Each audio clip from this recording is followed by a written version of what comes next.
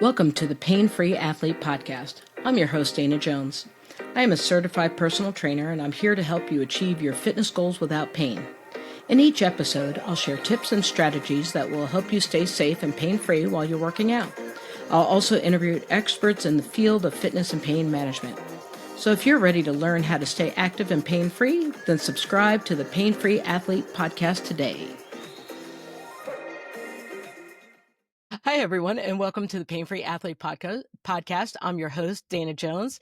Today, I am joined by Jennifer Moore. Jennifer is a global leader in prenatal and postnatal wellness with over 30 years of experience as a yoga teacher, doula, childbirth educator, and clinical hypnotherapist. She created the Dolphin Method, an integrative approach to pregnancy, birth, and postpartum recovery that combines yoga, corrective movement, hypnosis, and nervous system education. As executive director of Prenatal International, Jennifer advances trauma-informed care for pregnant and postpartum people worldwide. Her signature prenatal vinyasa yoga training has reached students in over 50 countries, and she's also the developer of 4D Breath, a method for postpartum core and nervous system recovery. Jennifer is also the author of A Better Birth Experience and is recognized for blending yoga, functional movement, and mind-body tools to lasting postpartum healing.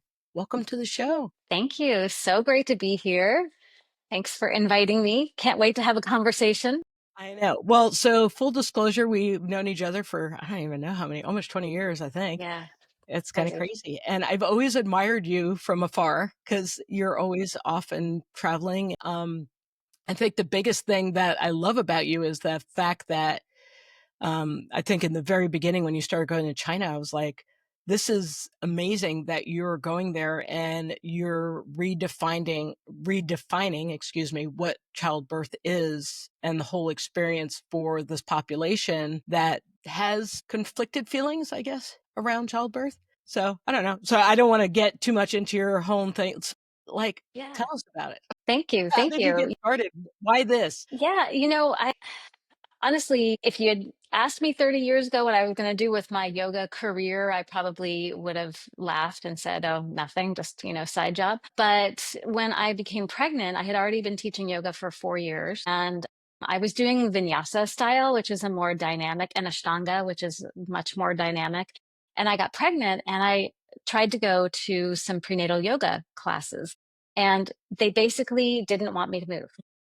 Yeah. Wanted No. me to sit and meditate. And, this was 25 years ago. Things have changed. But back then, they were afraid. There was a lot of fear of the pregnant body and what was going to happen. I remember one doctor, I said, well, can I do downward dog? And he said, no, you can't do downward dog. And I said, why? And he said, well, because it could disorient the baby. And I was like, so the baby that's floating upside down in amniotic fluid is going to get disoriented. And how do you know this? Do you do you have people in downward dog and you check the, stats of the baby? Like, they really had no idea. And so when I heard that, and when I heard some of the other, really not anatomy based answers I would get about this, I thought, nobody knows. Like, there is not enough research right now. There was some research back then, like a Thailand research that talked about the benefits of prenatal yoga, but it was never about dynamic movement in pregnancy. And so, when I was pregnant myself, I fell down a flight of stairs, like 15 stairs, when I was pregnant, when I was 9 weeks pregnant, and I hurt my back. And I went to a rolfer, actually, like a body specialist, and he's like, just make sure you keep moving. You're going to be fine, but you have to move throughout your whole pregnancy. And that really inspired me to kind of create my own yoga practice. And so I just took what I already knew and I modified it for my body from what I knew, which wasn't a lot back then. And I started to talk to physical therapists and doctors and midwives. And I started to just gather information. And I started to do a deep dive into the anatomy of pregnancy and childbirth. I became a doula. I became a childbirth educator after the birth of my daughter. I won't get into this a lot, but there was one moment that was really pivotal for me. And, I went into labor thinking, oh, I'm a hypnotherapist and I'm a yoga teacher. I'm just going to meditate. It's going to be fine. Right? Like, and so that, one nurse came up and she's like, now, honey, I know you want to have no pain medication, but I know what you're about to go through. When you want the drugs, just let me know. And I was like, she doesn't know me. I'm a hypnotherapist. So I think because of her, I actually didn't get any pain medication, but it was only because of my stubborn, like, she thinks I can't do this. So now I have to do it. Because after about 30 hours of being induced and 30 hours of labor, Holy I moly. remember I was 7 centimeters dilated. I had been in labor 30 hours. And I remember sitting in a rocking chair and I was thinking to myself, I teach people and I know so many tools through my hypnosis and my yoga that would have really helped me through this if I had practiced them, if I had known to Mhm. practice specific techniques. But I didn't. And I thought, I know what I'm going to do for the rest of my life. I'm going to help people prepare for and get through this moment. And I've been doing that ever since. That's crazy. Yeah. Yeah, I mean, well, and I mean, it's just like anything else, right? You can't well, people do show up and just race, but there is a preparation, and even if you're someone who's dealing with anxiety, you have to practice your techniques when there's not a stressor so that your default state is, "I can go to this when I am stressed out." So and there's a lot of things that we as moms have to do to prepare for childbirth anyway, so why not just add this one more thing? Especially if it's going to benefit me through the experience, Absolutely. because my experience was not that. I well, and I just my daughter's heart rate was going down when I was laying on one side, so they decided to induce, and so I was in the hospital for 2 days, and I took the drugs, but I took them early, and it stalled my childbirth. Right. And so then I ended up with a C-section, which led to a whole host of other things, but I don't believe I felt prepared. I did all the classes that I was supposed to do, but it was more about what happens after. Like, there wasn't a true conversation about what happens to our bodies and Right. the roller coaster ride, because I think a lot of us think that labor's like, "Oh, I'm just gonna be a few hours, and it's just, whoo, kid's gonna fly out, everything's gonna be great." It Right. may suck and it may hurt. Okay, but, like TV, right? They have the baby in a half an hour or 42 minutes, whatever a show is, and then you're good. Right.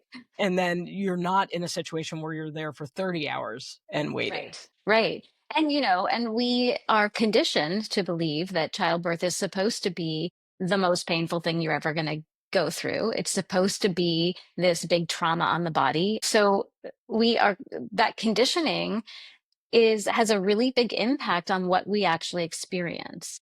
And what if we conditioned people differently? What if we changed, some of the ways that people think in their everyday lives to be able to, understand what's happening, from an intellectual point of view, but also to be able to know what to do to help their own bodies. And so one of the things that I do is it's not like one thing is going to work for everybody. It's not here, take this magic pill and you're not going to have any pain in labor. It's, how do you process? Are you someone who's really visual, auditory, kinesthetic? What are the things, we both had kids who went through Montessori systems. This is really similar. Like, you don't give one way of teaching math to every kid because it's not going to work the same. And it's the same thing with this, is finding out first, how does that person process? How do they move through the world? What are their triggers? And then finding out, giving them tools to practice. And, the practice of things is what actually changes the neural pathways in the brain to make the techniques that work accessible. So you can go and learn all about childbirth. You can learn about all the techniques that work for people, but if you don't practice them, if you don't actually change your brain to be able to do them, then when you come into a really stressful situation like childbirth, you're not going to be able to access those techniques because your fight or flight brain is going to take over and it's going to go exactly where it knows, which is stress and panic and whatever that is. Right. So, what I do with these techniques is I teach people using functional movement, using whatever techniques work for them, to start to think about what feels good in your body right now. We spend so much time thinking about what doesn't feel good in our bodies. Always. Yeah. And we don't spend a lot of time thinking, like, right now, my neck is really comfortable. Like, nobody thinks that. So, what if when you're doing a yoga practice or when you're doing something, for a prolonged period of time, you're thinking about what feels good in your body? You're starting to actually make connections in the brain where you can then access things that feel good much more easily when you're under stress. So if you're in labor, and I love this example, right? If you're running, let's say, right, you're a runner and you're running up a hill and it's so hard, but you know, when you get to the top of the hill, it's going to feel so good. And you can already begin to feel what that's going to feel like. Even when you're like, you're almost there, you're like, oh, this is going to feel so good. So you can push through. Then when you get to the top of that hill, you have this rush of endorphins that go through you, right? And you're like, oh, this feels so good to just relax. Your muscles are still like cramping and aching, but it feels so good not to be running up, right? And then you're running down the hill, and going down the hill, you're like, "Oh, this feels so much better than running up." It's the same thing. You can condition yourself using those kinds of things mentally to do in labor. You're having a contraction. The contraction's building to a peak, and you're breathing and getting to that peak. And you know, when you get to that peak, as soon as the contraction starts to release, it's going to feel so good to release. And most people have a contraction, they tense up, they're like, this hurts, it hurts so much, it hurts so much. And it keeps hurting and keeps hurting, even though the contraction's coming down. They're not recognizing that. What they're Yes. recognizing is, no, it still hurts. No, it still hurts. And then finally, when it's over, they're like bracing for the next one. So their body is still in fight or flight and tension.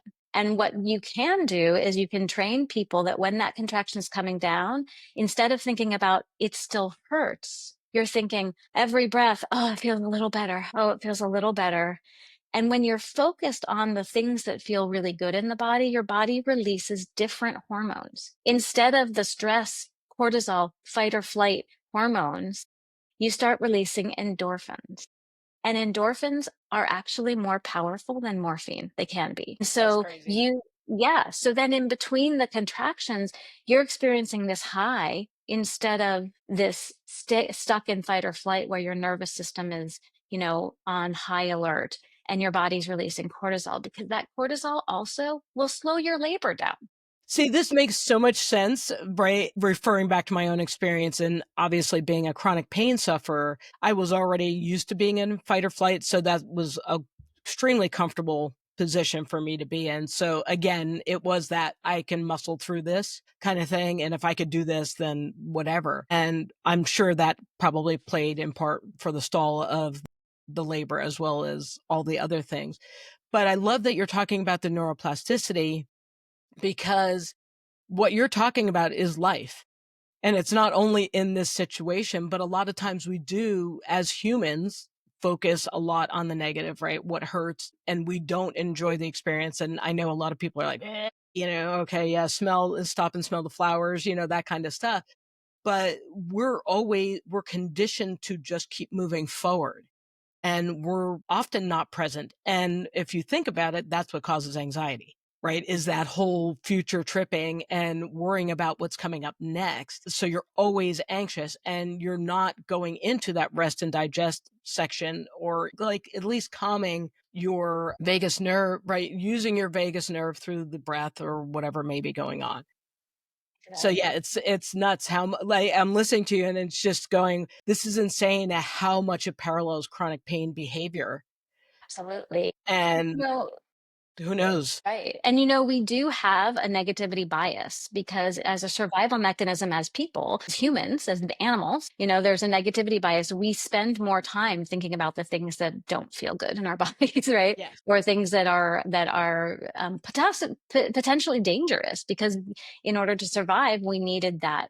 We hold on to things now that we don't need to be holding on to. And so we can actually change that negativity bias a little bit. And I talk about this throughout, like you said, this is not just about preparing for pregnancy. This is about life in general, going through any major transitions, going through times when you have a really big stress. Like my daughter has epilepsy, and I went through a couple year period where she was having seizures all the time, and I thought she was going to die every day. And so Yeah. Scary. my nervous system was always on super high alert. And I talk about this because sometimes people think, oh yeah, you can, sure, when you're not someone who's living in stress all the time, you think, well, Yeah, sure, you can just think about the positive because your life is, whatever. kinky or whatever. Right, exactly. But, having to live with thinking that your child is going to, every time you hear a noise, that they fell and they could potentially be, die at any point. My nervous system was crazy on overload. And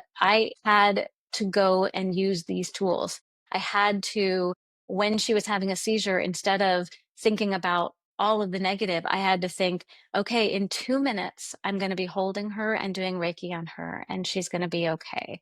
Or when I'm reliving those thoughts in my head at night, reliving the seizures or whatever, instead of staying in the part that was negative, that gets my heart rate up, that makes me, my nervous system fight or flight, I had to go all the way through the seizure to the end, right? Until I'm experiencing holding her afterwards. Then my nervous system would calm down. So these are life tools. Now going through menopause, same thing, going through menstrual cramps when people have menstrual cramps. There's so many things in our lives where we focus on the negative, and of course we do, because that's what's happening. But when you practice tools that will help you to, even for a minute or two, turn on your parasympathetic nervous system, your rest and relax, it allows your body to actually recover, to actually heal. And, I just read an article, I'm just going to tangent really quickly because it's just popped into my head. I just read an article, the Harvard is doing this study about cancer and how the nervous system plays a big role in cancer. They're actually showing that cancer tumors pull in sympathetic nerve cells. So when we are constantly in a state of Freak stress, out. even if you're like, I'm not stressed, but you are, your cortisol levels are really high. You're not breathing, not ever coming down from that rest, from that high cortisol level. You're actually feeding any potential, things in your body that can really damage you. So is that an American thing? Because you have traveled around the world and you are Mhm. dealing, are Americans more amped up than the rest of the world, or women in general holding a lot more stress and are needing this kind of reprogramming of our brains? I think that women, well, full disclosure, I don't work a lot with men.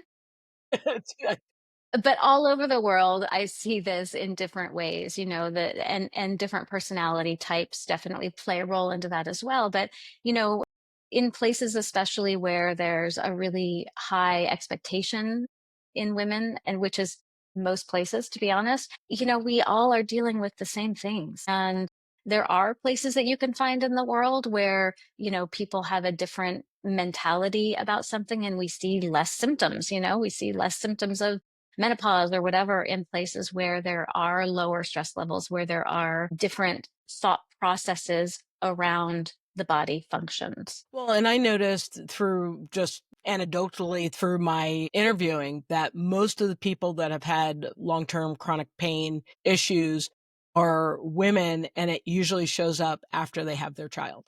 And Yes. it's always I was reaching for my child in the bassinet and something, twinged in my back, or I was bending over to pick up a sock, that the kid left behind, or a toy, and my back. And it seems to be back. There's been some other stuff that's popped up, migraines, obviously, or a lot. I think females are pretty heavy on the migraine side, and back pain. Yeah. But those are the two things. But it's always, whenever I hear a woman's story, the exacerbation or the peak of the chronic pain is usually after their child is born.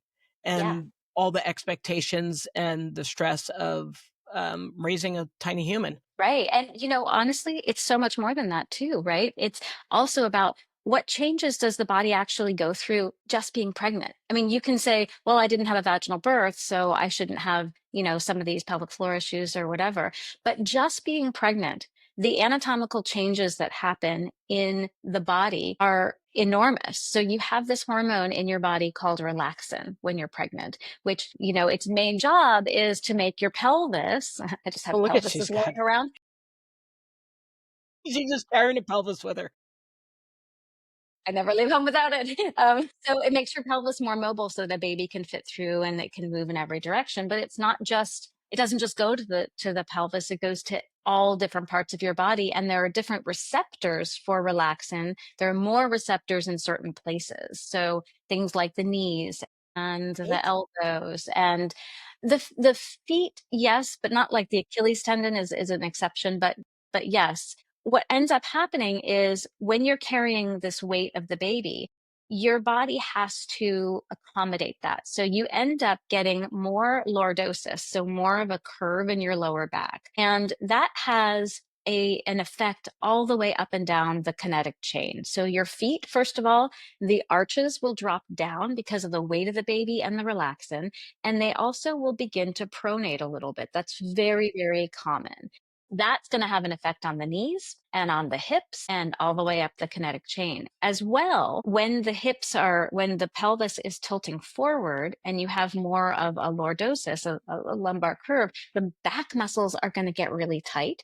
And the abdominal muscles in the front are going to be more lax. So you end up getting a separation of your abdominal muscles more because all of the pressure every time you breathe is moving forward and pushing against that area.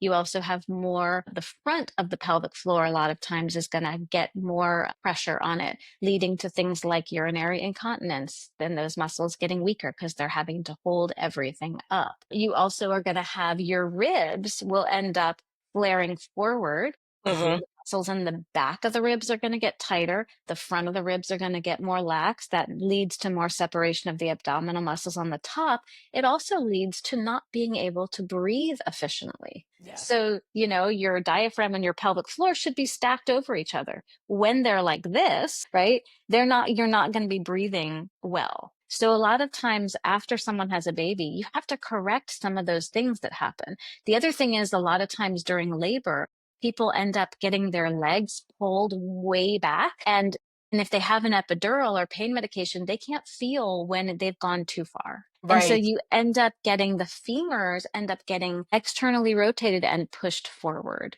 And so that creates a really big issue in the alignment of the pelvis and the ribs and the knees and the feet. And, so one of the things that I specialize in right now is working with people who've had a baby, checking to see where their balance is, what kinds of things are happening in their bodies, which are very common for postpartum people, and then helping them correct those now so that you don't have to wait until you're 50 years old and then you need a hysterectomy because you're leaking urine every time you cough, or, or you're not breathing well. So your parasympathetic nervous system can't turn on as well because you can't get full deep breaths. That's so interesting. Last summer, I was in a yoga class. I was traveling and I was like, "Oh, I'm gonna do yoga." And I remember laying on my back because we're done, time to do our breathing and meditation. And I could not, I don't even remember how long it's been, but I can't extend my legs down. So I can't lay flat on my back because my back hurts. And I just thought it was because I've gained a good amount of weight and my booty has increased in size. But then I was thinking about it, it's been a long time since I've been able to lay my legs flat out in front of me, and it's always been an issue.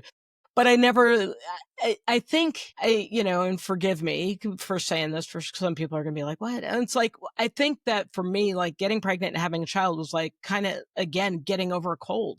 Like, "Okay, cool, I did it," and I thought, "My body's good.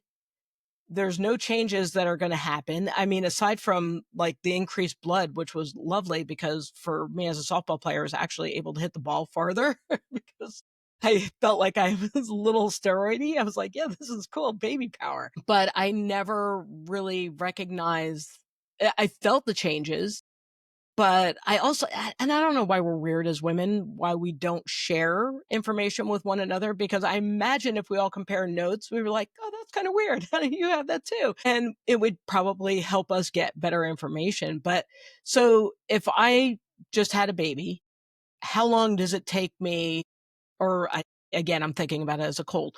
What do I need to do to realign so that I can participate in sports or run or do the things again and hopefully not do long-term damage to myself? Yeah. Well, if you're doing the right things and you're avoiding doing the things that are going to actually cause more problems, many people can recover from a uncomplicated vaginal delivery, right? Many people can recover within about the same amount of time that it took you to carry the baby. So 9 months to a year to kind of get back.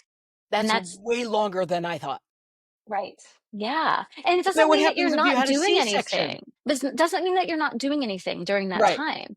It Yes. means that you're not going to be going back to a yoga class and putting your leg behind your head, right? It means that you're not going to be doing a marathon during that time because your body still has these hormones. And having a cesarean, same kind of thing. You know, cesarean is major abdominal surgery. And right after you're having a baby, right after you have the baby, you have this hormone relaxin in your body. So once you're healed from the cesarean, it's a really good time to actually work on the cesarean scar and get rid of scar tissue, because scar tissue from cesareans can migrate, does migrate. It can come down and create adhesions in your organs. It can go out to your hips. You end up having pain on one side, you know, you end up having numbness, you end up having all of these things because the scar tissue has kind of infiltrated your abdominal area. And so during the postpartum period, when you're still breastfeeding or within the first 5 months, if you're not breastfeeding, you have higher levels of this hormone relaxin in your body, and you can work on that scar and really help to decrease the scar tissue. Now, you can still work on it, even if you had a baby 20 years ago. You can still work on it. You can still do scar tissue massage, and still try to break up adhesions, but doing it sooner is better. And then, I'd love to talk to your running, watchers out there, the people who are, because a lot of times people will go back to running, within a couple of months, Gotta and lose they're that still baby weight. breastfeeding. Right. And the problem is, and this happens even when people are not pregnant, they did this study about women who were ovulating, runners who were ovulating, and they have more ACL injuries during ovulation than any other time because they have these higher levels of relaxin. So they're more mobile. And the same thing goes for after you have a baby. In the first 5 months or in the first 2 years, if you're breastfeeding or however long you breastfeed, you have higher levels of relaxin in your body. So you're putting so much more stress on the joints in order to do things like running when you're more mobile, you're more likely to get injured. And people, when they're pregnant, everyone's always like, I don't want to work with people when they're pregnant because I'm afraid I'm going to injure them. And I'm like, I'd be way more afraid of working with postpartum people because they're going to get injured much more likely. Right. They're the ones who push themselves because they want to get rid of the baby weight. They want to get their body back, right?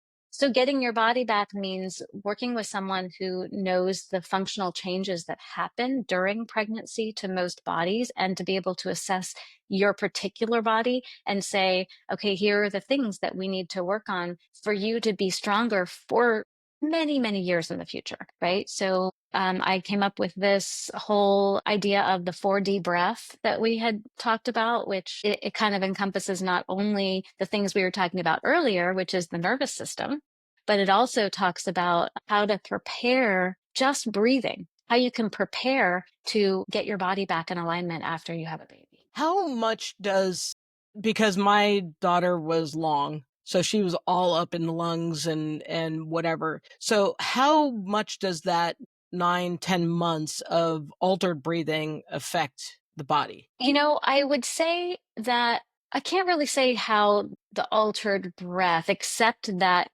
if you are not doing slow, deep breathing on a regular basis, your nervous system, the deep breathing stimulates the vagus nerve, which you were talking Mm. about, which is responsible for your parasympathetic and your sympathetic nervous system, right? So if you're not actually getting really deep breaths, if you're getting more shallow breaths all the time and not able to take deep breaths, that will increase your levels of cortisol, of stress hormones, and so put you at more risk for injury and, harder for you to get into states of relaxation. Okay. So explain to me what the 4D breath is, because I would love to learn how to calm my nervous system down. Yeah. Well, the 4D breath is really kind of the beginning to working with correcting alignment of the body. Okay. What do So you mean?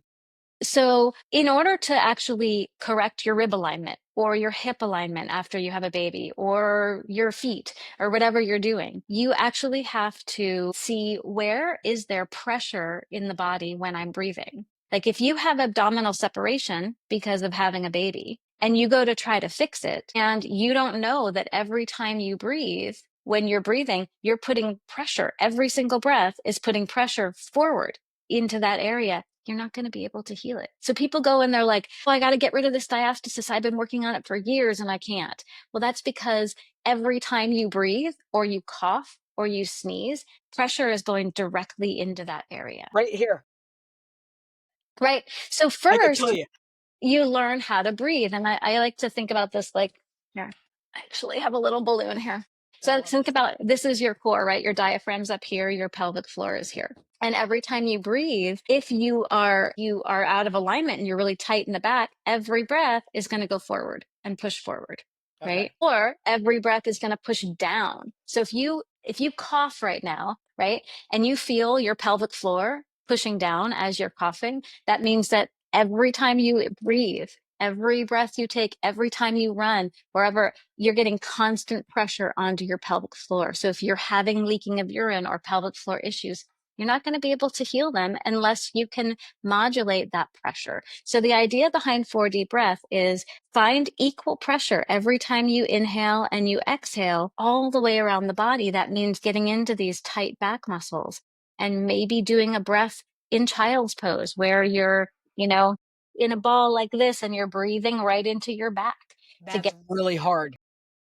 It's hard for people who have tightness there. So, but it gets easier and easier the more you do it, Okay. right? So it's about practicing techniques that are going to create even breath distribution throughout your whole core. And then you can address, now you can fix the hips. Now you can fix the pelvic floor. So that's the first three of the 4D breath. The fourth aspect is the breath itself and the nervous system. So that's why I call it 4D breath. When you have something in 3 dimensions, it's kind of like this is the 3 dimensional breath, right? You're breathing in every area. But when you get to 4 dimensions, it has to do with the mind. It has to do with the nervous system.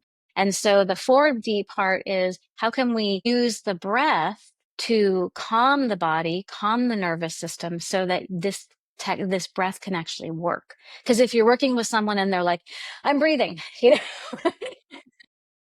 Yeah, I've been there for sure. Well, and especially if you're in somebody who does have anxiety, everything it's about the same, right? You totally tighten up.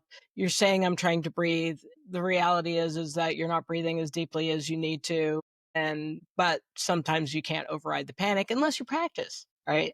That's what you got to practice. about the 4D breath. We're talking about the 3D part is the diaphragm is here, pelvic floor is here, and we want to get even distribution of pressure throughout the core every time you inhale and exhale. So, when you inhale, your diaphragm pushes down as your lungs expand, and that creates pressure in your core. And we want that pressure to be even all the way around. What happens is when you have a big sway in your back, you end up having more tightness in your back here. So every time you breathe, that pressure goes forward instead, or it goes down into your pelvic floor. So I was saying that every time you cough, you end up putting more and more pressure down on your pelvic floor, or you end up putting more pressure on the abdominal muscles. And so when you go to try to heal your pelvic floor, like if you're leaking urine after having a baby, and you have an abdominal separation and you go to try to heal it using exercises, those exercises can't work because every time you breathe or cough or do anything, there's pressure coming here. So if you're lifting something up from the floor, you're putting pressure in those areas. And so the 4D breath is about first trying to get people to breathe and even out that pressure all the way around their core. And that sometimes means you have to take different positions. And that's why I love to pair this with yoga, because we can take a position in yoga and just breathe into that place that's really tight. Or, do some kind of position where you're breathing into an area, and doing those deep breaths with the movement can open up those places so that you have the ability to actually do this breath. And then the 4D part that takes it away from the 3 dimensions into the fourth is the mind body connection, right? So when you are when you're breathing deeply and you're stimulating the parasympathetic nervous system, your rest and relax and recover, that's bringing specific hormones into your body that helps you to do that resting and relaxing. It reduces cortisol and stress hormones, and that actually helps you to not hold your body in a tense place so that you can allow it to heal. So there's the mind body connection as well as the physical three. That's nuts because when you think about it, and because I use a lot of Peter Gosku talks about pain-free movement, and his concept, the basis of his concept is obviously moving slowly and also sustained position holds. So when you're doing a stretch, not sitting in a stretch for 20 seconds and going, okay, cool, now my hamstrings are loose, knowing that you have to get to that point where your body finally kind of gives in to let the actual relaxation part happen. And then, of course, build strength so that the stretch is a little bit easier next time. And your body also gets what you're doing. Right. It's almost like, yeah, you're good. Yes, we know you're stretching. Okay. Everybody okay? All right. And then you can feel it. Like there's times that I'm in a butterfly and I have my feet up on the wall is one of his things.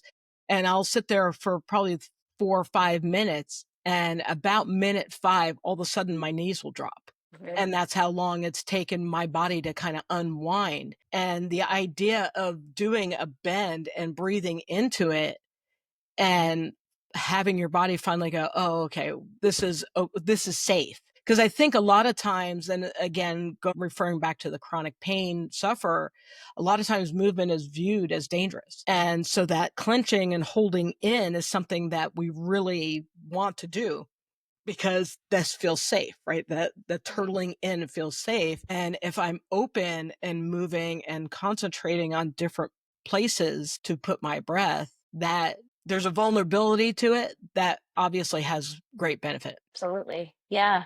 And, the reason that I pair this with my hypnosis background and also integrative somatic trauma therapy stuff is because when you start to do this, when you start to work with the breath, you're going to, when you talk about releasing, you're not just releasing muscles, you're releasing years and years of holding. And what happens there is that you end up having emotional releases as well. And it's so we've spent so much time in our lives like keeping ourselves safe and holding those places that just taking a deep breath, a lot of people can't do it.